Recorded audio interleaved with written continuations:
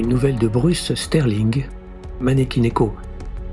« Je ne peux plus continuer », lui dit son frère. Tsuyoshi Shimizu regarda d'un air pensif l'écran de son pasokan. Le visage de son frère aîné était brillant de transpiration, une beuverie qui s'était terminée tard dans la nuit. « C'est rien qu'un boulot », répondit Tsuyoshi, en s'asseyant sur son futon avant d'ajuster son pyjama. « Tu te fais trop de soucis. » « Toutes ces heures supplémentaires, » se lamenta son frère. Il appelait d'un bar quelque part dans Shibuya. À l'arrière-plan, une dame du bureau, dans la cinquantaine, chantait mal un karaoké. Et ce fichu examen, les programmes de formation des cadres, les tests de compétences, je n'ai pas le temps de vivre. Tsuyoshi grommela quelques mots de sympathie. Quoiqu'il n'appréciât guère ses appels vidéophoniques, en pleine nuit, il se sentait tenu d'écouter. Son grand frère avait toujours été un type bien, avant qu'il ne suive les cours d'élite à l'université de Waseda, pour ensuite entrer dans une grosse entreprise et devenir carriériste. « Mon dos me fait mal », râla son frère. « J'ai un ulcère.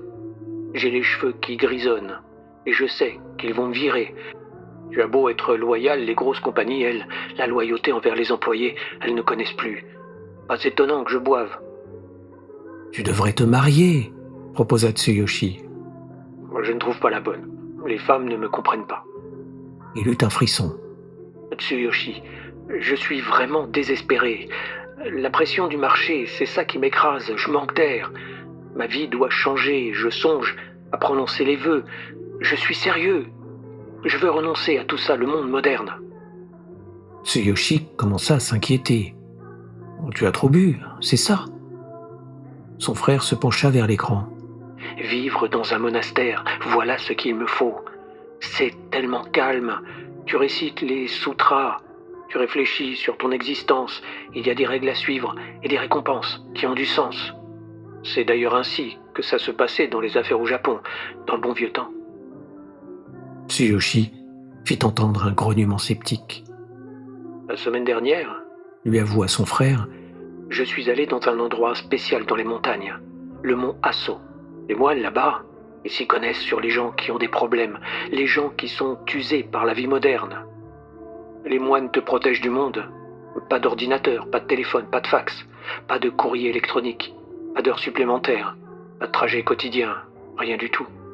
C'est beau, c'est paisible, il n'arrive jamais rien. Vraiment, c'est le paradis. »« Écoute, grand frère, » dit Tsuyoshi, « tu n'es pas un religieux de nature, tu es un chef de section pour une grosse compagnie d'import-export. » »« Bon, il est possible que la religion ne marche pas pour moi. J'ai pensé à partir en Amérique. Là-bas non plus, il ne se passe pas grand-chose. » Tsuyoshi sourit. « L'Amérique est un bon endroit pour des vacances. De longues vacances, c'est précisément ce dont tu as besoin. Du reste, les Américains sont des gens vraiment gentils depuis qu'ils ont renoncé à leur pistolet. »« Sauf que je n'y arrive pas, » se plaignit son frère. « Je n'ose pas. Je ne peux pas abandonner comme ça tout ce que je connais et m'en remettre à la gentillesse des étrangers. »« En ce qui me concerne, ça marche toujours. Tu devrais peut-être essayer. »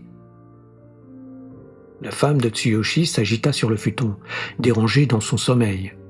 Il baissa la voix. « Désolé, mais je dois raccrocher. Appelle-moi avant d'agir à la légère. »« N'en parle pas à papa. Il s'inquiète si facilement. »« Je n'en parlerai pas à papa. » Tsuyoshi coupa la communication et l'écran s'éteignit. La femme de Tsuyoshi se retourna sur le dos, non sans peine. Elle était enceinte de 7 mois. Les yeux fixés au plafond, elle chercha sa respiration. « Était-ce encore un appel de ton frère ?» demanda-t-elle. « Oui, la compagnie vient de lui offrir une autre promotion, plus de responsabilités. Il fête l'événement. »« C'est une bonne nouvelle, » dit sa femme avec tact.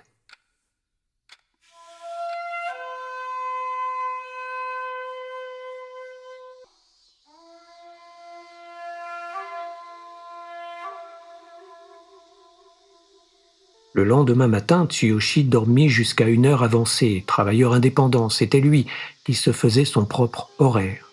Il était technicien vidéo de son état. Il transférait de vieilles vidéos au format dépassé sur les nouveaux supports à grande capacité de mémoire. Cela demandait un œil exercé.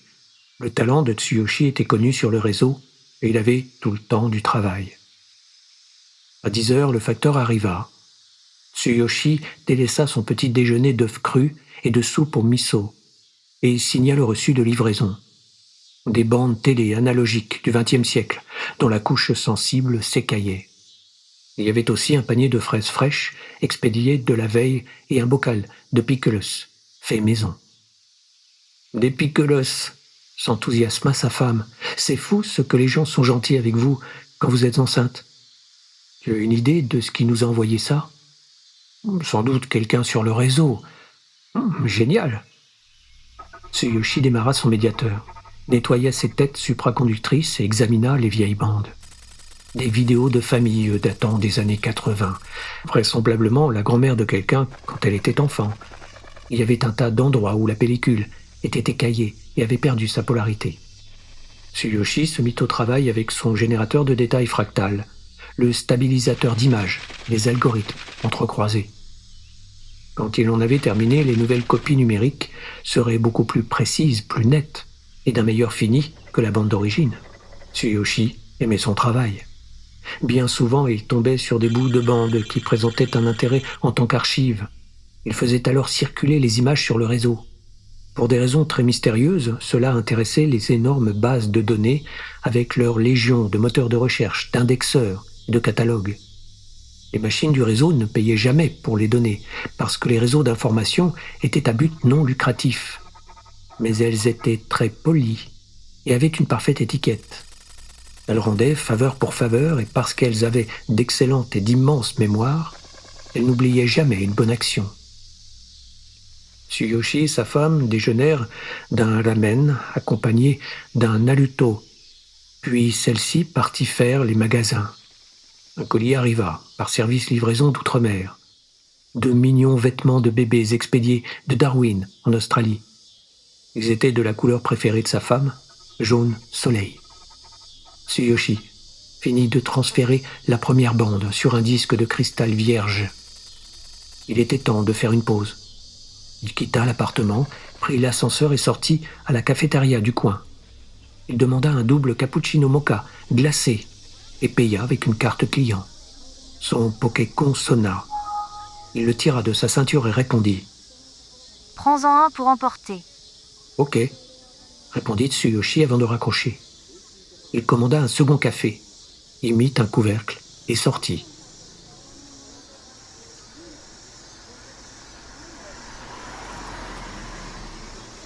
Un homme en complet veston était assis sur un banc près de l'entrée de l'immeuble de Tsuyoshi. Le costume était bien, mais on aurait dit que l'homme avait dormi avec. Il se tenait la tête dans les mains et se balançait mollement d'avant en arrière. Il n'était pas rasé et avait les yeux rouges. Le Pokécon sonna de nouveau. « Le café est pour lui ?» demanda Tsuyoshi. « Oui, il en a besoin. » Tsuyoshi s'avança vers l'homme d'affaires à l'âme en peine. Celui-ci leva les yeux, eut un geste de recul, comme s'il s'attendait à recevoir un coup de pied. « Qu'est-ce que c'est ?» proféra-t-il. « Tenez !» dit Tsuyoshi en lui tendant la tasse. Double cappuccino mocha glacé. L'homme ôta le couvercle et huma. Il regarda Tsuyoshi d'un air éberlué. « C'est mon café préféré. Qui êtes-vous » Tsuyoshi leva le bras et fit un signe de la main, les doigts serrés, comme une patte de chat. L'homme ne sembla pas reconnaître le geste. Tsuyoshi haussa les épaules, puis sourit. « Ça n'a pas d'importance. Un bon café, c'est parfois nécessaire. Maintenant, vous en avez un, c'est tout ?» Eh bien, prudemment, l'homme prit une petite gorgée et eut un sourire inopiné. « C'est vraiment super, merci. »« Et pas de quoi ?» dit Tsuyoshi, et il repartit chez lui.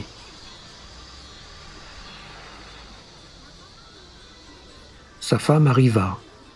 Elle avait acheté de nouvelles chaussures. Avec la grossesse, elle avait les pieds qui enflaient. Elle se posa avec précaution sur le canapé et poussa un soupir. « Ces chaussures orthopédiques, c'est pas donné, » dit-elle en regardant les escarpins jaunes. « J'espère que tu ne les trouves pas laides. »« Sur toi, elles font vraiment bien, » déclara sagement Tsuyoshi. Il avait rencontré sa femme dans un magasin vidéo. Elle venait juste d'utiliser sa carte de crédit pour s'offrir un vidéodisque d'un ancien dessin animé américain en noir et blanc, datant des années 50. Le Pokécon avait expressément invité Tsuyoshi à aller lui parler de Félix le chat. Félix était un personnage célèbre de dessin animé des premiers temps de la télévision et un des préférés de Tsuyoshi. Il était bien trop timide pour oser aborder seul à seul une femme séduisante, sauf que sur le réseau, personne n'était un étranger. Ceci lui donnait l'assurance nécessaire pour engager la conversation. Tsuyoshi n'avait pas tardé à découvrir que la fille était ravie de pouvoir discuter de sa passion pour les chats malicieux des vieux dessins animés. Ils avaient déjeuné ensemble, avaient eu un rendez-vous la semaine suivante, avaient passé la veille de Noël dans un hôtel pour amoureux. Ils avaient beaucoup de choses en commun. Elle était entrée dans sa vie par un petit acte de grâce, un petit cadeau sorti du lac à malice de Félix le chat. Tsuyoshi en avait toujours été reconnaissant. Aujourd'hui qu'il était marié sur le point d'être père, Tsuyoshi Shimizu se sentait solidement ancré dans l'existence. Il avait à présent un rôle d'homme à jouer.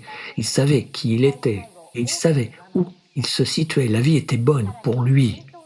« Tu as besoin de te faire couper les cheveux ?» lui dit sa femme. « Oui. » Elle sortit un emballage cadeau de son sac d'emplettes. « Peux-tu aller à l'hôtel d'Aluma, te faire faire une coupe et livrer ce paquet pour moi ?»« Qu'est-ce que c'est ?» demanda Tsuyoshi. Sa femme ouvrit le petit coffret en bois. Un maneki-neko était niché à l'intérieur d'un capitonnage en mousse blanche. Le chat en céramique souriant tenait une patte levée en signe de chance.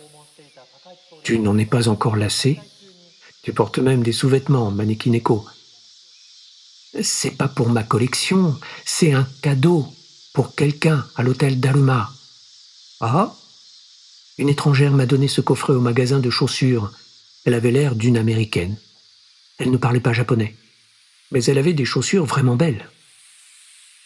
Si le réseau t'a donné ce petit chat, alors c'est toi qui devrais t'inquiéter de ce devoir, chérie. Mais, soupira-t-elle, mes pieds me font si mal et de toute façon tu as besoin d'une coupe de cheveux et il faut que je prépare le dîner. Et d'ailleurs, il n'est pas vraiment joli, ce maneki-neko. C'est juste de la camelote bon marché pour touristes. Tu pourrais bien faire ça. Oh, entendu. Tu n'as qu'à transférer tes messages sur ma machine et je verrai ce que je peux faire. Elle sourit. Je savais bien que tu dirais oui. Tu es tellement gentil avec moi. Tsuyoshi partit avec le petit coffret. Il n'était pas mécontent de faire cette course, vu qu'il n'était toujours pas facile, dans leur petit appartement de 6 tatamis, de supporter l'humeur changeante de sa femme dans l'état où elle était. Bien qu'il n'y ait rien à redire sur le voisinage, il espérait trouver un logement plus grand avant la naissance de l'enfant, peut-être avec un petit atelier qui lui permettrait d'élargir le champ de ses activités. Il était très difficile de trouver un logement décent à Tokyo, mais l'annonce circulait sur le réseau. Des amis qu'il ne connaissait pas travaillaient quotidiennement pour lui. S'il continuait à remplir ses obligations envers le réseau, il était convaincu qu'un jour, il trouverait quelque chose de bien.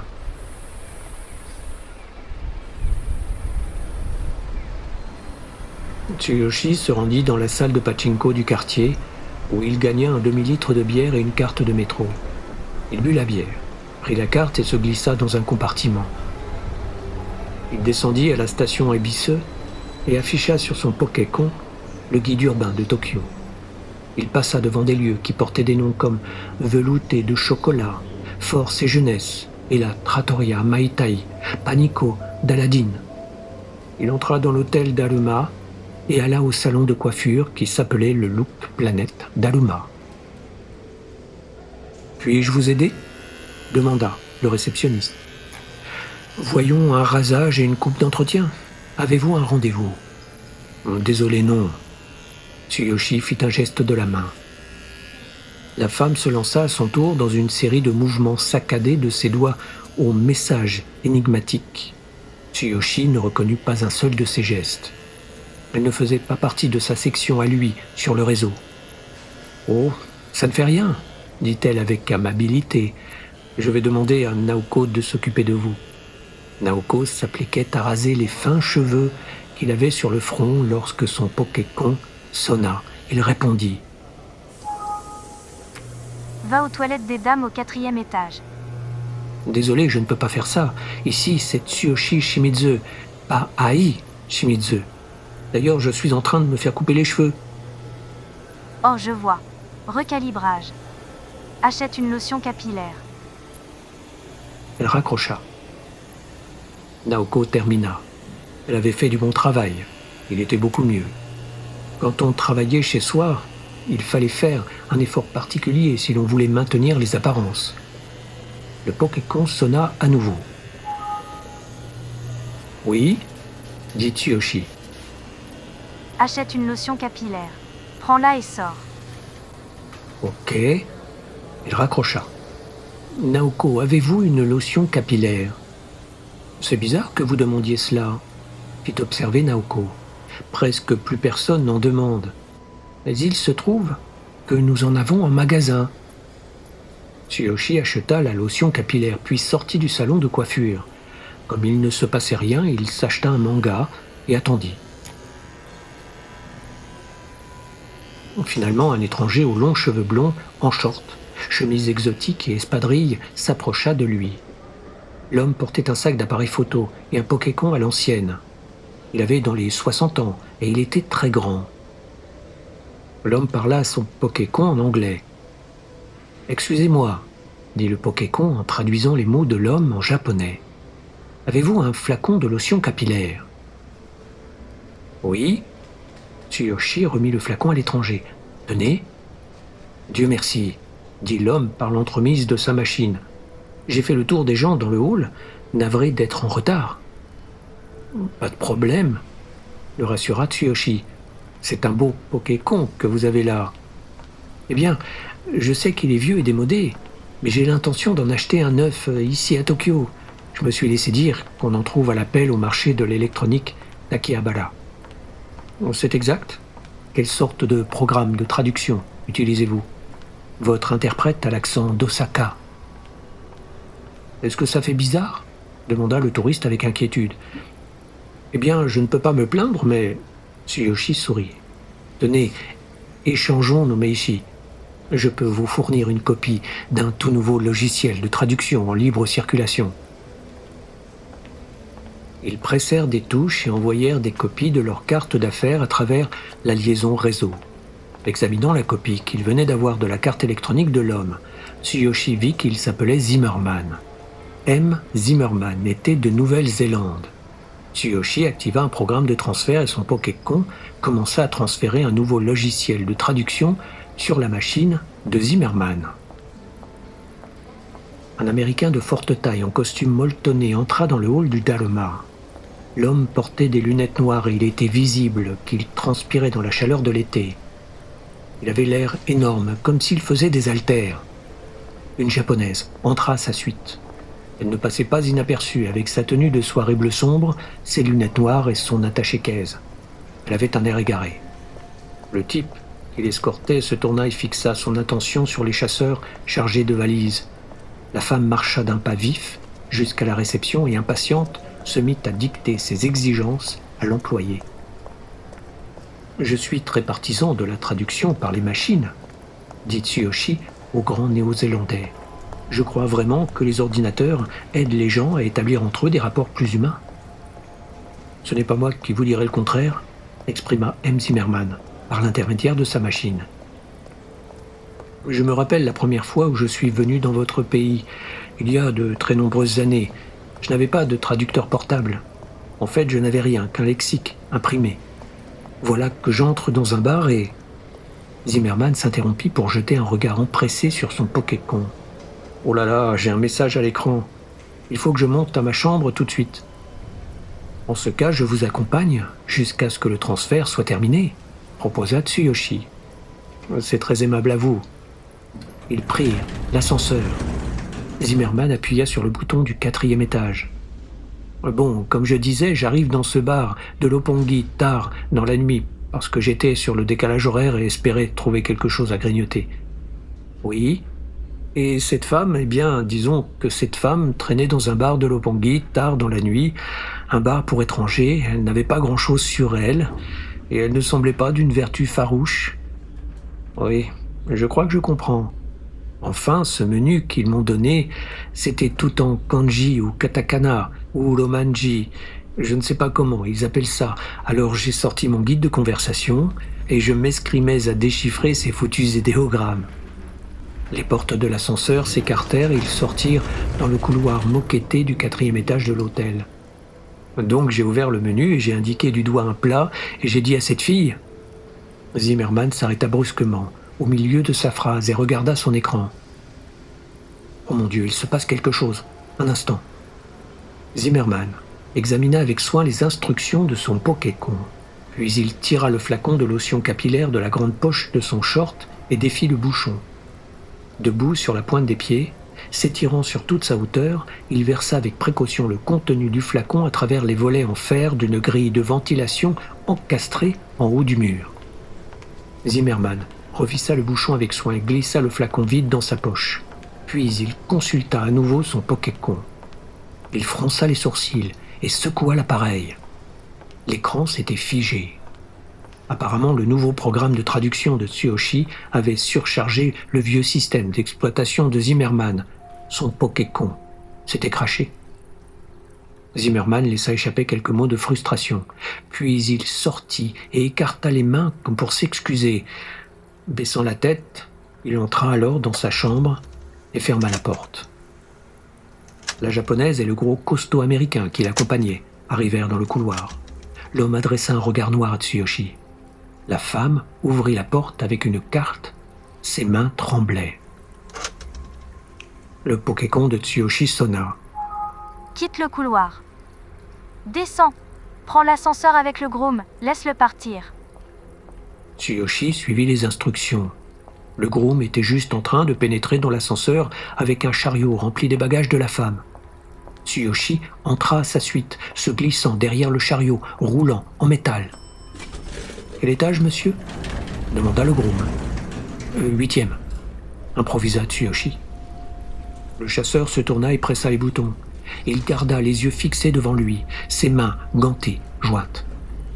En silence, le Pokécon afficha une ligne de texte à l'écran. Ça disait « Mets le coffret du cadeau dans son sac avion ». Tsuyoshi repéra le sac bleu à fermeture éclair à l'arrière du chariot. Il ne lui fallut que quelques secondes pour l'ouvrir, y glisser le coffret contenant le Manekineko et le refermer. Le groom ne remarqua rien. Il partit en tirant son chariot. Tsuyoshi sortit au 8e étage, se sentant un peu idiot. Il ira dans le couloir, trouva un coin tranquille, près d'une machine à glaçons, et appela sa femme. « Qu'est-ce qui se passe ?» lui demanda-t-il. « Oh, rien ?» Elle sourit. « Ça te va bien, montre-moi derrière. » Tsuyoshi plaça l'écran du Pokécon à hauteur de sa nuque. « Ils font du bon travail, » dit-elle, d'un ton satisfait. « J'espère que ça ne t'a pas coûté trop cher. Tu rentres maintenant ? Il se passe des choses un peu étranges à l'hôtel. Ça peut me prendre quelque temps. » Sa femme fronça les sourcils. « Bon, ne manque pas le dîner. Nous avons du bonito. » Tsuyoshi reprit l'ascenseur qui s'arrêta au 4e étage. L'Américain qui accompagnait la femme monta. Il avait le nez qui coulait, les yeux ruisselants de larmes. « Ça va ?» demanda Tsuyoshi. « Je ne comprends pas le japonais. » grommela l'homme. Les portes de l'ascenseur se refermèrent. Le téléphone cellulaire de l'homme crépita. Il émit un cri d'angoisse et un éclat de voix en anglais, la voix d'une femme dans tous ses états. L'homme lâcha un juron et frappa de son poing velu le bouton d'urgence de l'ascenseur. Celui-ci s'arrêta dans une secousse. Une sonnerie d'alarme retentit. De ses gros doigts poilus, l'homme força l'ouverture des portes et se hissa au niveau du 4e étage, puis il fonça dans le couloir. L'ascenseur commença à faire entendre un bourdonnement de protestation. Les portes vibraient comme si le mécanisme était cassé. Tsuyoshi s'empressa de grimper hors de l'ascenseur, bousillé, et se retrouva dans le couloir. Il hésita un moment. Il prit alors son Pokécon et chargea son programme de traduction japonais-anglais. Il partit d'un pas prudent après l'américain. La porte de leur suite était ouverte. Tsuyoshi parla à haute voix dans son Pokécon. « Bonjour, essaya-t-il. Puis-je vous aider ?» La femme était assise sur le lit. Elle venait juste de trouver le coffret de Manekineko dans son sac avion. Elle contemplait le petit chat avec horreur. « Qui êtes-vous » demanda-t-elle dans un japonais approximatif. Tsuyoshi réalisa tout à coup que c'était une nippo-américaine. Il en avait déjà rencontré quelques-uns et à chaque fois ça le troublait. De l'extérieur, ils avaient l'air absolument normaux, mais leur comportement était étrange. « Je suis juste un ami de passage, » dit-il. « Je peux faire quelque chose ?» « Attrape-le, Mitch !» s'écria la femme en anglais. L'Américain se rua dans le couloir et empoigna Tsuyoshi par le bras. Ses mains étaient comme des anneaux d'acier. Tsuyoshi pressa le bouton de détresse sur son Pokécon. « Enlève-lui cet ordinateur !» ordonna la femme, toujours en anglais. D'un geste vif, Mitch arracha le Pokécon de Tsuyoshi et le lança sur le lit. Il tâta prestement les vêtements de Tsuyoshi à la recherche d'armes éventuelles. Puis il poussa Tsuyoshi vers une chaise. La femme revint au japonais. « Vous, asseyez-vous là. Ne vous avisez pas de bouger. » Elle commença à examiner le contenu du portefeuille de Tsuyoshi. « Pardon ?» dit Tsuyoshi. Son Pokécon était sur le lit. Des lignes de texte en rouge défilaient sur le petit écran, affichant en silence une série de messages d'alerte circulant sur le réseau. La femme parla à son compagnon en anglais. Le Pokécon reproduisait toujours fidèlement la traduction. « Mitch, appelle la police locale. » Mitch éternua, incapable de se retenir. Tsuyoshi nota qu'il y avait dans la pièce une forte odeur de lotion capillaire. « Je ne peux pas discuter avec les flics du coin, je ne parle pas japonais. » Il éternua à nouveau. « Ok, alors c'est moi qui vais appeler. Tu ligotes ce type, puis descends à l'infirmerie et prête-toi un anti-asthmatique, pour l'amour du ciel. » Mitch sortit de la poche de sa veste une bonne longueur de fil de fouet synthétique et attacha le poignet droit de Tsuyoshi à la tête du lit. Il essuya ses yeux qui pleuraient avec un Kleenex. « Je ferais mieux de rester avec toi. S'il y a un chat dans tes bagages, alors c'est que le réseau du crime sait déjà que nous sommes au Japon. Tu es en danger. » « Mitch, tu es peut-être mon garde du corps, mais tu commences à faire de l'urticaire. Normalement, ça ne devrait pas arriver, » se plaignit Mitch en se grattant le cou. « Mes allergies n'ont jamais interféré avec mon boulot avant. Écoute, laisse-moi et verrouille la porte. Je vais mettre une chaise contre le bouton. Je serai en sécurité. Il faut que tu te soignes. » Mitch quitta la pièce. La femme barricada la porte avec une chaise, puis elle appela la réception au passe-con de l'hôtel à la tête du lit. « Ici Louise Hashimoto, chambre 434. J'ai un gangster dans ma chambre, un de ces bandits de la pègre informatique. Voudriez-vous appeler la police de Tokyo, s'il vous plaît? Dites-leur d'envoyer l'unité du crime organisé. Oui, c'est ça. Allez-y. Et vous devriez mettre vos gens de la sécurité en alerte maximum. Pourrait y avoir des problèmes ici. Vous feriez mieux de vous dépêcher. » Elle raccrocha. Tsuyoshi la regardait d'un air ébahi. « Mais pourquoi faites-vous ça? À quoi tout cela rime-t-il? » « Ainsi, vous vous appelez Tsuyoshi Shimizu, » dit la femme en examinant sa carte de crédit. Elle s'assit au pied du lit et le dévisagea.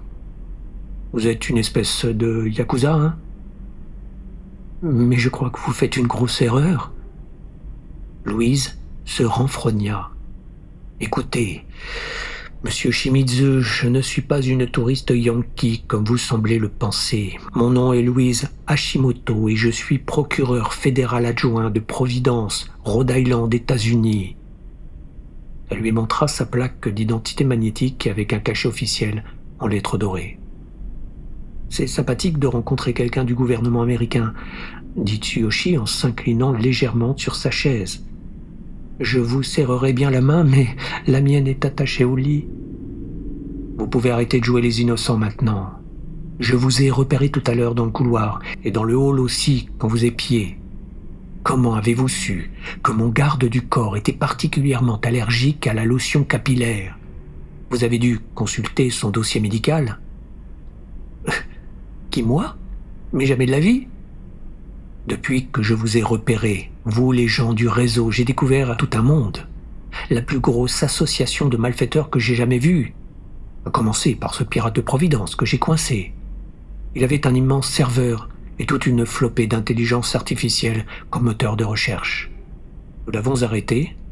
Nous avons saisi tous ces moteurs de recherche, catalogues, indexeurs. C'est un peu plus tard, ce même jour, que ces chats ont commencé à arriver. Des chats? Louise leva le mannequin Echo, le tenant comme si c'était une anguille vivante. Ces petits chats vaudous japonais, mannequin Echo, c'est ça, hein? J'ai commencé à en voir partout où j'allais.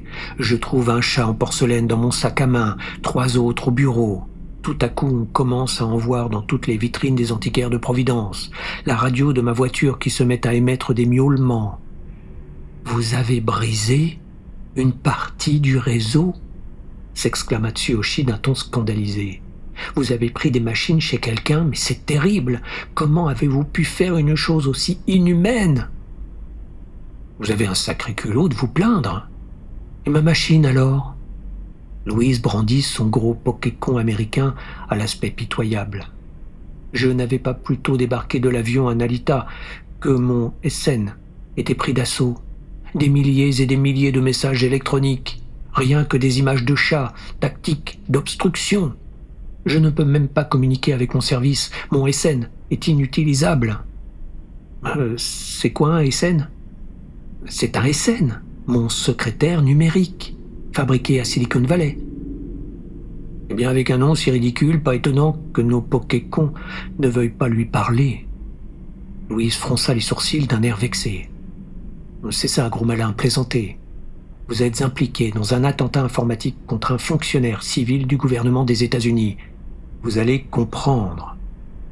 Elle s'interrompit et le regarda de la tête aux pieds. Vous savez, Shimizu, vous ne ressemblez guère aux gangsters de la mafia à qui j'ai affaire là-bas à Providence. Mais je ne suis pas un gangster. Je n'ai fait de mal à personne. Ah non? Dit Louise en lui lançant un regard noir. Écoutez, mon vieux, j'en sais beaucoup plus sur votre organisation et les gens de votre espèce que vous ne le pensez. Ça fait longtemps que je vous observe. Nous, les flics de l'informatique, avons des noms pour les gens de votre espèce. Anarchistes numériques, réseau d'influence segmentés, polycéphales intégrés, et tous ces produits et services gratuits que vous obtenez durant tout ce temps. Ah, fit-elle en pointant un doigt vers lui. Est-ce qu'il vous arrive de payer des taxes là-dessus? Est-ce que vous déclarez ce revenu et ces profits? Tout ce qui vous vient gratis des autres pays, les petits biscuits maison, les stylos, les crayons, les autocollants gratuits, et les bicyclettes usagées et les précieuses informations que vous recevez sur les ventes de marchandises récupérées après incendie. Vous fraudez le fisc? Vous vivez de dessous de table et de pots de vin et de trafic d'influence et toutes sortes de tractations malhonnêtes qui passent au noir. Tsuyoshi cligna des yeux. Écoutez, je ne connais rien à tout ça, je me contente de vivre ma vie. Eh bien, votre économie de réseau cadeau est en train de saper l'économie légale, réglée et approuvée par le gouvernement. Eh bien, c'est peut-être que mon économie est meilleure que votre économie. Ah oui? Railla-t-elle. Qu'est-ce qui pourrait bien nous faire penser ça? Elle est meilleure, parce que nous sommes plus heureux que vous. Quel mal y a-t-il à faire acte de gentillesse? Tout le monde apprécie les cadeaux du solstice d'été, les cadeaux du nouvel an, les cadeaux de fin d'année, les cadeaux de mariage. Tout le monde aime ça. Pas de la façon dont vous aimez ça, vous, les Japonais. Vous en êtes complètement dingue. Mais quelle société n'a pas de cadeaux? C'est barbare de n'avoir aucune considération pour des sentiments humains tout à fait normaux. Louise se hérissa. Vous dites que je suis barbare? Ce n'est pas pour me plaindre, répondit Tsuyoshi d'un ton poli, mais vous m'avez quand même attaché à votre lit. Louise croisa les bras. Vous feriez aussi bien de ne pas vous plaindre. Ça va être bien pire quand la police arrivera. Alors il va falloir sans doute attendre un moment. La police est plutôt lente ici au Japon. Je suis désolé, mais nous n'avons pas autant de crimes que vous, les Américains.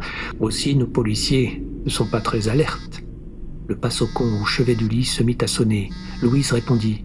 C'était la femme de Tsuyoshi. « Pourrais-je parler à Tsuyoshi Shimizu, s'il vous plaît ?»« Je suis là, chérie !» s'écria vivement Tsuyoshi. « Elle m'a kidnappé. Elle m'a attaché au lit. »« Attaché au lit ?» La femme de Tsuyoshi écarquilla les yeux. « Ça, c'est la meilleure. J'appelle la police. » Louise s'empressa de raccrocher. « Je ne vous ai pas kidnappé. Je vous détiens seulement ici en attendant que les autorités locales viennent vous arrêter. » « Et m'arrêter pourquoi exactement ?» Louise réfléchit avec promptitude. « Eh bien, pour avoir empoisonné mon garde du corps versant de la lotion capillaire dans la ventilation. »« Mais je n'ai jamais fait ça. De toute façon, ça n'a rien d'illégal, n'est-ce pas ?» Le passe-au-con sonna à nouveau. Un chat blanc lumineux apparut à l'écran. Il avait de grands yeux qui regardaient fixement d'un air sinistre. « Laisse-le partir », ordonna le chat en anglais. Louise poussa un cri perçant et arracha la prise du passe-au-con du mur. Soudain, les lumières s'éteignirent.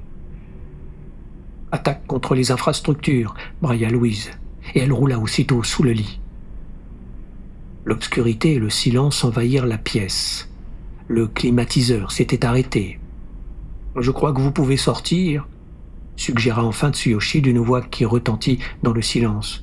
« Ce n'est qu'une coupure de courant. »« Non, ce n'est pas ça, » répliqua Louise. Elle se glissa prudemment de dessous le lit et s'assit sur le matelas. D'une certaine façon, l'obscurité les avait rapprochés. « Je sais très bien ce que c'est. Je suis en butte aux attaques. Je n'ai pas eu un moment de tranquillité depuis que j'ai brisé ce réseau. Il m'arrive des trucs, mais jamais quelque chose de tangible. Rien qui puisse constituer une preuve devant un tribunal. » Elle soupira. Je suis assise sur une chaise et quelqu'un m'a laissé un morceau de chewing-gum dessus. J'ai une pizza gratuite, mais ce n'est pas celle que j'aime. Des gamins s'amusent à cracher sur mon trottoir. De vieilles femmes en déambulateur se trouvent sur mon chemin chaque fois que je suis pressé. La douche se déclencha toute seule. Louise eut un frisson, mais ne dit rien. Lentement, la pièce obscure et mal aérée commença à s'emplir de vapeur. « C'est la chasse d'eau dans mes toilettes qui ne fonctionne plus, » continua Louise. « C'est mon courrier qui se perd. Quand je passe près des voitures, il y a l'alarme qui part et les étrangers qui me dévisagent. C'est toujours de petites choses, des tas de toutes petites choses, mais qui ne s'arrêtent jamais, jamais. J'ai affaire à quelque chose de très gros, de très très patient, et qui sait tout sur moi, qui a des millions de bras et des jambes. Et tous ces bras et ces jambes, ce sont des gens. » Du couloir lui parvinrent les échos, une altercation, des voix distantes, des cris confus. Soudain, la chaise se brisa sous le bouton et la porte s'ouvrit violemment. Mitch atterrit dans la chambre, ses lunettes noires volant dans les airs. 2 gardes chargés de la sécurité de l'hôtel tentèrent de se saisir de lui. Hurlant des propos incohérents en anglais, Mitch tomba, la tête la première, sur le sol, battant des bras et des jambes. Les gardes perdirent leurs casquettes dans la lutte. L'un d'eux ceintura les jambes de Mitch entre ses 2 bras, tandis que l'autre le frappait et lui enfonçait sa matraque dans les côtes. Soufflant et grognant sous l'effort, ils tirèrent Mitch hors de la chambre. La pièce sombre était tellement remplie de vapeur que les gardes, fort affairés, ne remarquèrent même pas Tsuyoshi et Louise. Celle-ci fixait la porte fracassée. Pourquoi lui ont-ils fait ça ? Tsuyoshi se gratta la tête embarrassé. Ils étaient probablement mal informés. Pauvre Mitch, ils lui ont pris son pistolet à l'aéroport. Il a eu toutes sortes de problèmes techniques avec son passeport. Pauvre gars, il n'a jamais eu de chance depuis qu'il m'a rencontré. Il y eut des coups sonores contre la fenêtre. Louise, prise de panique, eut un mouvement de recul. Finalement, elle rassembla son courage et ouvrit les rideaux. La lumière du jour inonda la pièce. Une plateforme de laveur de vitres avait été descendue depuis le toit de l'hôtel sur des câbles et des poulies. Il y avait 2 hommes en combinaison gris neutre. Ils faisaient des signes enjoués, de petits gestes de la main, imitant une patte de chat. Il y avait un 3e homme avec eux, le frère de Tsuyoshi. L'un des laveurs ouvrit la fenêtre à l'aide d'une clé universelle. Avec quelques contorsions, le frère de Tsuyoshi pénétra dans la chambre. Là, il rajusta soigneusement sa veste et sa cravate.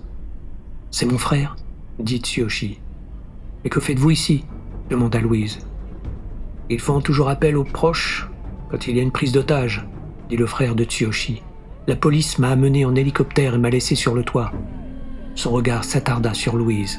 « Miss Hashimoto, vous avez juste le temps de vous échapper. » « Quoi ? Regardez dans les rues, vous voyez ça ? Vous les entendez ? Ils arrivent en foule de tous les coins de la ville. Toutes sortes de gens, des marchands de nouilles ambulants, des messagers à bicyclette, des gamins en planche à roulettes, des garçons de livraison. » Louise se pencha à la fenêtre et poussa un cri aigu. « Oh non ! Un essaim géant, il me cerne, je suis perdu !»« Non, vous n'êtes pas perdu !» dit le frère de Tsuyoshi d'une voix résolue. « Passez par la fenêtre, montez sur la plateforme avec nous. Il vous reste une chance, Louise, c'est un endroit que je connais, un lieu sacré dans les montagnes.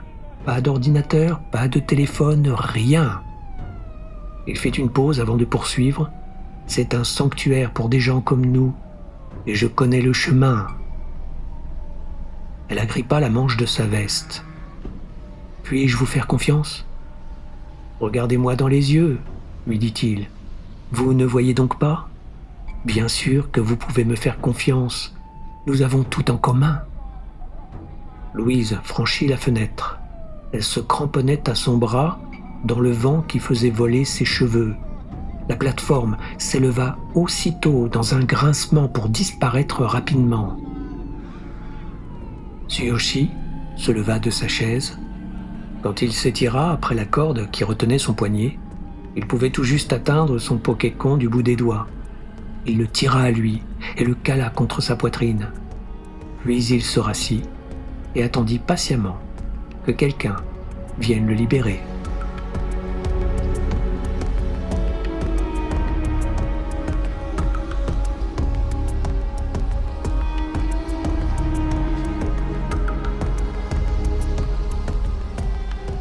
Narration, réalisation sonore et musique, Eric Hansen.